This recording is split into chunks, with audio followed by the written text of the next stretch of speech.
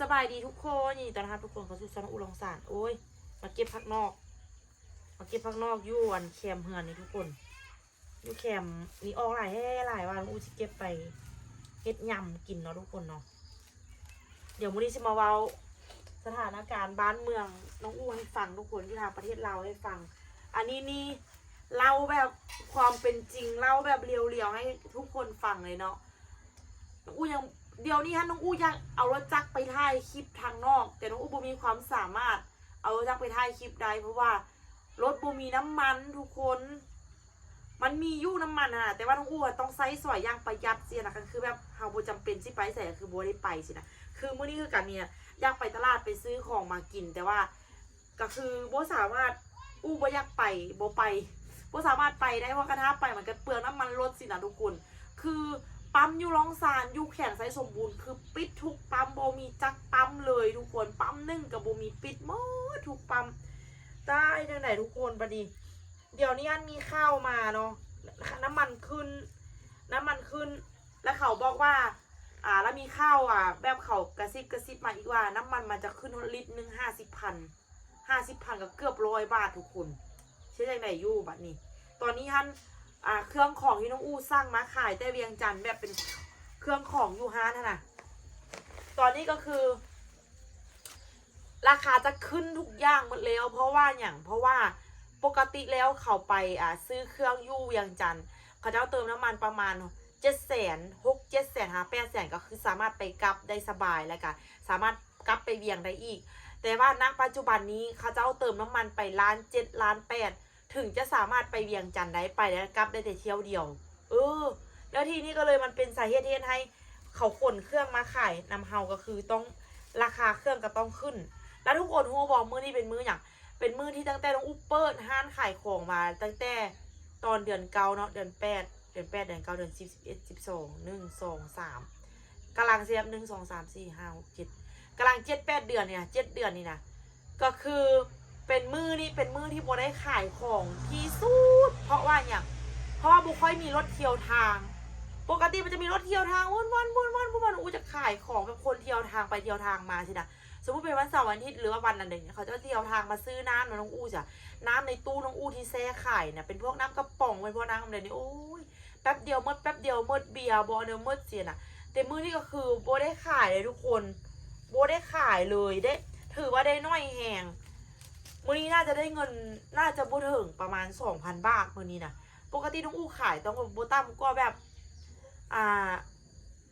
5,000 6,000 7,000 บาทสินะต่อมือสินะหรือว่าบางเทื่อก็อาจจะเป็น10,000 ปลายบาทเพื่อต่อมือแต่ว่าณปัจจุบันนี้ก็คือมื้อนี้น้องอู้ขายของเกือบบ่ฮอด 2,000 บาททุกคนบ่ฮอดซะเบิ่งหั่นนะตาทุกคนโหดเลยเอาว่ามัน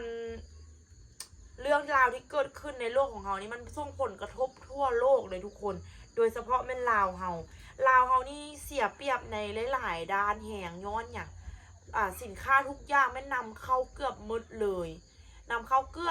เนาะแม้แต่เกลือกินนะคะนำเข้าแต่ว่าบางอย่างเกลือลาวก็มีแต่ว่าเกลือไทยก็นำเข้าหลายก็มีคือกันฉะนั้นแล้วตอนนี้นะทุกอย่างสินค้าทุกอย่างกำลังจะขึ้นหมดเลยงวดหน้าน้องอู้สร้างสินค้ามาขายนี่ขึ้นหมดเลยสินค้านี่คือทุกคนเข้าใจบอกเขาขายในราคาที่มันถูกแต่บัดนี้เขาไปซื้อมาขายในราคาที่มันแพงจักเสียจังไดนี่นะอุกใจแหงทุกคนตอนนี้น้องอู้อยากเอารถครับรถเลาะเมืองให้ทุกคนเบิ่งว่าสถานการณ์ปั๊มน้ำมันมันเป็นอย่างไรแต่ว่าน้องอู้ไปบ่ได้มันบ่มีรถมีน้ำมันใส่ทุกคนคือแบบมันบ่มีน้ำมันใส่รถเลยน้องอู้เสียจังไดเนาะคืออันนี้บ่มีอีหลีเดี๋ยวนี้นะบ่มีแท้ๆบ่แม่นว่าสร้างกระแสหรือว่ายอดวิวอีหยังในนี้บ่มีอีหลีตายทุกคนเสียจังไดเนาะบัดนี้คือนับมือโลกมันแห้งยุ่งยากขึ้นนับมือเนาะทุกคนเนาะจังไดหูประเทศลาวแห้งแบบอีหยังกระนำเข้าเมื่อสุดท้ายมาแล้วเป็นแบบนี้มือนี้แต่ว่ามือนี้ฮันละแม่นมีปั๊มน้ำมันตัวนึงเปิดแล้วเขาเจ้าไปเอาน้ำมันใส่หุ้งมาเขาเจ้าจะเปิดตอนเช้าช่วงนึง แล้วคนเริ่มมีน้ำมันคือรู้สึกว่าว่างแรงนี่ก็เห็นเขาเจ้าไปเอาน้ำมันมาอยู่เห็นเขาเจ้าขับรถมาอยู่ตอนนี้แหละเป็นกำลังเนาะตอนนี้แหละเป็นรถไฟฟ้ารถจำพวกรถไฟฟ้ากำลังจะมีโอกาสพลิกขึ้นมาเนาะเพราะว่ายุลาวส่วนหลายคนก็ขับรถไฟฟ้าหลายอยู่ส่วนหลายแต่จะขับแต่ในเมืองแต่ว่าณปัจจุบันนี้ก็คืออยู่ในเขตนอกคือบ้านอุ้ยน่ะก็จะบ่ค่อยมีไผที่ใช้รถไฟฟ้าเนาะเนื่องจากว่ามันหาที่คนกันยังบ่เข้าถึงได้เดซี่ฮะนะแต่ที่จริงแล้วเนาะมื้อนี้อุกไปค้นคว้าอยู่ไปศึกษาเรื่องรถน้ำมันอยู่มันก็ไม่ได้แพงในทุกคนราคาประมาณ20 ปลายพันแต่ว่าปัญหาของรถไฟฟ้านี่ก็คือตอนนี้อยู่เราก็คือที่คนหลายๆคนเจอปัญหาก็คือปัญหาเรื่องอะไรการซ่อมแปลงคือราคามันถูกมันประหยัดเงินเฮาเวลาเติมน้ำมันเดเซียน่ะเพราะว่ามันใช้ไฟฟ้าเนาะมันสามารถไปได้ไกลแต่ใช้พลังงานไฟฟ้าน้อยเดเซียน่ะแต่ว่าปัญหาของมันลักๆที่คนเรากำลังเจออยู่หลายถือว่าหลายคนเลยก็เลยคือเรื่องการซ่อมแปลงคือบริการรังการขายเวลาแปลงรถแปลงรางเวลารถมีปัญหานะอันนี้เป็นอย่างคือเว้าเนี่ยบางคนจะอุ้ยเจ้าบ่มีฮอตรถไฟฟ้าซะเป็นอย่างเจ้าคือเว้าคือเจ้าฮู้เสียนะก็คือก็มีมีคู่เนาะมีมีคู่มีคนฮู้จักที่ใช้รถไฟฟ้าแล้วเขาจะมาเว้าให้ฟังเขาจะมาแชร์ประสบการณ์ให้ฟังว่าค่อยนะรถค่อยนะเอ้ยซื้อรถไฟฟ้ามานะดีทุกอย่างประหยัดน้ำมันประหยัดอันใดก็เย็นอันใดก็ดีบ้านเวลามันมีปัญหามาแล้วมันหาที่ซ่อมแปลงยากแล้วก็หาอะไรยากเวลาสร้างมามันต้องได้พรีออเดอร์มาเวลาพรีออเดอร์มาโอ้ยอันนี้เป็นอย่างเวลาพรีออเดอร์มาต้องพรีออเดอร์มาจากต่างประเทศเช่นส่วนหลักก็จะมาจากประเทศจีนเนาะก็ใช้เวลาแบบว่าเป็นเดือน2 เดือน3 เดือนสินะเขาก็ว่าสิคือว่าง่ายๆซะอันเดียวที่เฮาบ่ได้เฮ็ดเองอันเดียวกะมันก็ยากเนาะทุกคนเนาะยอมละน้องอูนะปีนี้เป็นปีที่น้องอูคิดว่าปีนี้พอดีเห็นเรื่องราวหลายๆอย่างแบบนี้ละคือจะโจะกับตัวเรื่องการเฮ็ดโรงงานน้ำเที่ยวไปก่อนบ่เพราะว่ามันสถานการณ์มันเป็นแบบนี้เนาะคือน่าจะโจะก่อนน่าจะเก็บเงินเก็บอันเดอร์ไลน์ให้ได้หลายที่สุดก่อนแล้วก็บริหารฮานแล้วก็เฮ็ด YouTube เท่านี้เพียงพอก่อนสิได้รวมกับตัวใหม่แหละแต่ว่าเรื่องเอาเครื่องเข้าฮานใหม่ยังต้องได้เอาเข้าอยู่เพราะว่าฮานเฮามันยังขาดหลายอย่างอยู่ทุกคนเก็บมาได้ซำนี้เดี๋ยวจะไปเก็บมองกันก่อนคิดว่าสิเฮ็ดยำผักนอกกินเปลี่ยนใจละเช็ดออฟปลากินเอาเพราะว่าเห็นผักนอกลายนะนี่มื้อนี้สิมาตอบคำถามหลายๆคนอีกคำถามนึงที่หลายๆคนคล้องคาใจกันเอาเท่าว่าแบบครอบครัวทางแม่ย่าอู้นี่เพิ่นกับคอมเมนต์ว่าครอบครัวทางแม่ย่าอู้นี่ก็แบบว่าค่อนข้างมีฐานะเนาะเพิ่นว่าแบบว่าจัดงานแต่งลูกชายอันเดก็แบบว่าจัดงานใหญ่โตอันเดสิฮานากะครอบครัวแม่ย่าอู้กับพ่อคือว่าครอบครัวหรือว่าครอบครัวตุ้ยกะบ่ได้เป็นคนห้างคนมีอย่างดอกทุกคนกะคนธรรมดานี่แหละทั่วไปนี่แหละแต่กะบ่ได้ทุกข์บ่ได้ยากแต่ว่ากะพออยู่พอกินว่าซันซะคืองานแต่งของไอ้ต้อมกับไอ้ต้อมเราก็เป็นคนจัดงานเองเนาะทุกคนเนาะจัดงานเองกะพ่อกับแม่กะมีแต่ช่วยเล็กน้อยแต่ว่าหลักๆก็เป็นไอ้ต้อมกับแฟนของเพื่อนนั่นแหละจัดงานเองทุกคนเพื่อนก็หาเงินเนี่ยทั้ง2 คนเพื่อนก็หาเงินแฟนเพื่อนก็เป็นหมอทุกคนเนาะแล้วก็อูกะครอบครัวคือว่าแหละมันบ่ได้กะยากบ่ได้หั่งนะทุกคนบ่ได้หั่งบ่ได้มีแต่ว่าพออยู่พอกินทุกคนพออยู่พอกินแล้วก็บ่ได้ทุกข์เพราะว่าแม่ย่าอู้มันทุกคนแม่ย่าอู้นะเราอายุหลายสมัยนะแต่ว่าเรายังเฮ็ดเวียกอยู่ใดทุกคนเรายังบ่ได้เกษียณตัวเองแล้วก็เกษียณแต่เฮ็ดเวียกอยู่ในรัฐแต่ว่าปัจจุบันนี้เรายังไม่เฮ็ดคลินิกของเรายังหาเงินเรายังไปคลินิกทุกมื้อเรายังเฮ็ดเวียกทุกมื้อเนาะทุกคนเนาะคือครอบครัวของทางตุ้ยหรือว่าทางอู้น่ะคือทุกคนทำงานหมดเลยทุกคนบ่มีไผได้พักผ่อนจักคนตอนนี้ก็คือพ่อจ้อยก็คือกลับไปทำงานคือเก่าเนาะหลายๆคนอาจจะบอกว่าเป็นอย่างคือแบบพ่อเท่าแล้วเป็นอย่างคือยังให้พ่อเฮ็ดเวียกอันไหนคือเก่านะทุกคนความสุขของเฮามันบ่คือกันแล้วกะเรื่องราวในครอบครัวของอู้กะ อู้ก็อยากเว้ามงนี้ว่าแบบครอบครัวของอู้กะบ่ได้เป็นครอบครัวที่สมบูรณ์แบบบ่ได้เป็นครอบครัวที่อันเดียกะอันพ่อก็มีแนวคิดเป็นของพ่อสินะคือแบบว่าเราเท่ากันจริงเราอะแต่ว่าความหมายว่าเราก็บ่ได้แบบอยากมาแบมือของเงินลูกเงินเต้าสินะแล้วอีกอย่างเรากะพอจ้อยเรากะเราคนเคยไปเราคนเคยเฮ็ดหนาแล้วสิให้เราแบบมาอยู่ซื่อๆบ่ให้เราเฮ็ดอย่างคือเราเฮ็ดบ่ได้เลยอีกอย่างกะเราไปเฮ็ดเวียกอยู่เวียงจันทน์มันก็บ่ได้ทุกข์ได้ยากอีหยังขนาดนั้นนะทุกคนมันก็เป็นเวียกที่สบายอยู่เวียกที่พอจ้อยเฮ็ดนะอีกอย่างแต่ละสิ้นเดือนมามันก็จะได้เราก็จะได้เงินแล้วก็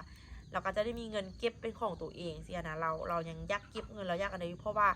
ตอนนี้เรามีลูก3 คนเนาะมีอู้มีอายกับมีน้องทรายเนาะเรายังอยากแบบว่าหาเงินเราอยากหาเงินช่วยลูกทรายเราเสียนะช่วยลูกชายเราทั้ง2 คนที่ยังบ่ทันแต่งงานสินะเพราะว่าถ้าว่าลูกชายแต่งงานหรือว่าอันเดเซียนะเราก็ยังอยากหาเงินอยากมีของขวัญมันแต่งงานเดี๋ยวให้ลูกอันเดี๋ยวว่าจะช่วยลูกว่าซันซะคือพ่อจ้อยนี่คืออู้บอกเลยคันท่าแบบอู้โบมีพ่อจ้อยนี่ก็คือโบมีพ่อจ้อยแม่จันนี่ก็คือแบบชีวิตอู้โบเป็นแบบนี้แน่นอนคือพ่อกับแม่อู้นี่ถึงว่าเขาบ่ได้เรียนสูงถึงว่าแต่ว่าเขานะเลี้ยงอู้แบบมาได้ท่าเทียบเสื้อเขาแล้วก็อู้กันสุขสบายอีหลีบ่ได้ทุกข์คือเขาอะนะคือว่าอู้ว่าแหละอันที่จริงแล้วอันครอบครัวทางอู้หรือครอบครัวทางอันพ่อปู่แม่ย่ากับบ่ได้เป็นคนห้างคนมีคนธรรมดาคือเขาทั่วไปแหละคนทำมาหากินว่าจันทุกคนบ่ได้แบบว่าบ่ได้ขี้ค้าถนัดว่าง่ายๆซะคือเฮ็ดเวียกทุกคนเฮ็ดเวียกหมดเนาะทุกคนเนาะแล้วก็อันคืองานน้องอู้บ่เข้าใจว่างานแต่งทางฝั่งไทยหรือว่าทางบ้านอื่นเป็นจังไดแต่ว่าส่วนหลายทางฝั่งลาวนะเขาเจ้าจะช่วยเหลือกันนะทุกคนสมมุติว่าครอบครัวสมมุติว่าครอบครัวแม่จันเนาะครอบครัวแม่จันจะมีไอเอน้องกัน7 คนเนาะ7 คนเวลาถ้ามีงานแต่งของลูกไผ่กะย่าคือเขาต้องไปให้ครบทุกคนเสียนะคาเวียกถ้าเขาคาเวียกเขาก็ต้องได้ลาพักเวียกไปเลยเสียนะแต่ว่าถ้ามันเวียกจำเป็นอีหลีจนแบบว่าจำเป็นแท้ๆเข้าโรงพยาบาลบอหรือว่าบอสบายบออันนั้นจะค่อยแบบว่าบอสามารถเดินทางไปได้แต่คันถ้าว่าซ้ำไหนซ้ำหนึ่งนี้เขาจะครอบเวียกปะเวียกแล้วเขาจะมาร่วมงานแต่งเลยงานแต่งของหลานๆสินะเขาจะโบกให้คาดกันเลยแล้วเวลามาเนาะเวลามาเขาก็จะมีสิ่งของมาต้อนแล้วก็มีส่วนหลักอาจจะช่วยเหลือกันเป็นเงินเป็นทองเนาะอันก็แล้วแต่บางเขตเลยคือเขตบ้านน้องอู้นี้ส่วนหลักอาจจะช่วยเป็นเงินเนาะคือแบบครอบครัวน้องอู้หรือว่าครอบครัวน้องอู้เนี่ยจะช่วยเป็นเงินแต่ว่าถ้าเป็นครอบครัวทางแต่ว่าถ้าเป็นครอบครัวแบบทางไว้ครอบครัวทางค่ะสมมติเป็นทางภาคเหนือนะเส้นแข่งเสียงขวางเลยนะเขาจะช่วยกันเป็นคำเลยทุกคนบางคนก็ช่วยคำแบบคนละสลึง2 สลึงบาท1เดี๋ยวก็ว่ากันไปเนาะแต่ว่าส่วนใหญ่ก็แบบช่วยกันมาแล้วก็ตอบกันไปตอบกันมาสิฮะนะสมมุติเจ้ามางานค่อยเจ้าช่วยค่อยกะเวลาค่อยไปตอบเจ้าค่อยก็ช่วยเจ้าขึ้นสมมุติว่าเจ้ามางานค่อยเจ้าช่วยค่อย1,000,000สมมุติแบบนี้เนาะละเวลามาเขาไปช่วยเขาก็ช่วยเขาเพิ่มขึ้นเป็น1,200,000บ่1,300,000บ่แบบนี้ฮะนะทุกคนก็สิประมาณนี้เนาะก็เป็นการช่วยเหลือกันเวลาจัดงานแต่หลายๆคนก็มักว่าแบบการจัดงานแต่งนี้เป็นการแบบสิ้นเปลืองสุดๆเลยมันบ่ได้จำเป็นขนาดนั้นคนเฮามันสิฮักกันหรือบ่ฮักกันมันบ่ได้ขึ้นที่งานแต่งอันนี้ก็มีส่วนถึกแต่ว่าการที่เราจะจัดงานแต่งมันก็ต้องพร้อมเพียงทั้ง2 ฝ่ายว่าซั่นซะคือพร้อมใจกันตกลงปรงใจกันทั้ง2 ฝ่ายว่าจัดงานเสียหนักกันถ้าแบบฝ่ายใดฝ่ายหนึ่งบ่อยากจัดนะมันก็เป็นไปบ่ได้ที่จะเกิดงานแต่งขึ้นเนาะแต่คันถ้าว่าทั้ง2 ฝ่ายพร้อมเพียงเฮียงหน้ากันนะมันก็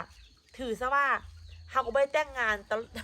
ทุกปีทุกคนมันก็ครั้งหนึ่งในชีวิตเนาะคือสำหรับอู้เนาะเป็นอย่างอู้คือเลือกแต่งละจัดงานแต่งเสียนะหลายๆคนก็บอกว่างานแต่งของอู้มันเป็นงานแต่งที่ใหญ่อู้เซิร์นการ์ดเซิร์นประมาณ400 บาทนี่แหละทุกคนประมาณการ์ดเซิร์นประมาณ400เนาะคืออู้กับตัวท่านคือจะยังไงวะคือครอบครัวอู้มีอู้แค่คนเดียวมีลูกสาวแค่คนเดียวแล้วก็การที่จะจัดงานใหญ่ในเฮือนได้นี่ก็คือส่วนหลายคันท่าผู้ชายเนาะเขาก็จะไปจัด งานอยู่บ้านของผู้สาวแต่ว่าคืออู้เป็นผู้หญิงอู้ก็ต้องจัดงานอยู่เฮือนอู้สิฮะนะฉะนั้นแล้วก็คืออู้ก็เลยเลือกที่จะจัดงานแต่งเพราะว่างานถ้าจัดก็จะจัดเทื่อเดียวแล้วก็มันจะเป็นการจัดงานที่ใหญ่ในเฮือนครั้งเดียวเลยเสียนะเพราะว่ามันอาจจะบ่มีการได้จัดงานแบบนี้แล้วเพราะว่าอยู่เฮือนอู้น่ะก็บ่ค่อยได้จัดงานไม่อย่างอู้ก็เลยว่าอยากจัดและอีกอย่างอู้ก็เป็นลูกคนเดียวแล้วก็พอดีลงกับตุ้ยก็ว่าโอเคเสียนะละช่วงนั้นพวกเราก็พอหาเงินได้แล้วพวกเราก็คิดว่าครั้งเดียวในชีวิตเราก็อยากให้พ่อแม่เราได้ภูมิใจสิฮะนะว่าสุดท้ายแล้วการแต่งงานหรือว่าการเนี่ยมันก็ขึ้นกับความพอใจทั้งสองฝ่ายและกับความพร้อมทั้งสองฝ่ายว่าทั้งสองฝ่ายนั้นพร้อมบอหรือบ่พร้อมเสียนะแต่การถ้าว่าโบมีเงินแล้วไปจัดงานแล้วจนเฮ็ดให้เป็นหนี้เป็นสินอันนี้กะโบทึกเนาะทุกคนเนาะแต่การถ้าว่าเฮาพร้อมเฮามีเงินในระดับนึงแล้วเฮาไปจัดท่านนะเฮามีแล้วเสียนะมันก็ถือว่าเป็นเรื่องที่ยินดีและก็น่ายินดีกับผู้สร้างครอบครัวใหม่นะทุกคนเนาะโอ้ยว่าไปว่ามาเกี่ยวพักกับกี่หลายอันนี้เดี๋ยวซิเมื่อก็มันเก็บกันนี่พอแต่ให้หลายว่าพักนี้ก็ได้ทำมือเจตาทุกคนดีแต่มีพักมีหญ้าให้เก็บกินเนาะคันไฟขาดนี่แห้งยุ่งเนาะเริ่มมีรถมาแล้วคุณไปซอกน้ำมันกันเต็ม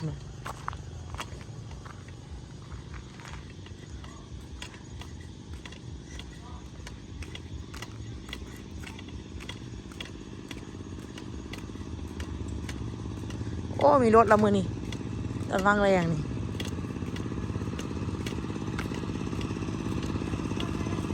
ป้าไปซอกซื้อน้ำมันมานี่นะ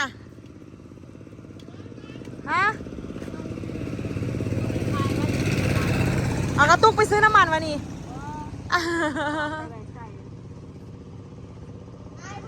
บูมีรถออกมาเนาะน้ำมันกับบูมีเนาะกลับเมื่อนอนพูดว่านี่กินข้าวทุกคนมาเก็บพักเมาประเทศยำบริเทศซักกินกับอ้อปากกินกับอันนี้แล้วทำทุกคนลาทุกคนไปก่อนเด้อเงียบขนาดทุกคนเลยรถกายทางเกือบซิบูมีเงียบแท้เงียบวะจะได้ปิดฮานอะไรจากน้อยเนี่ย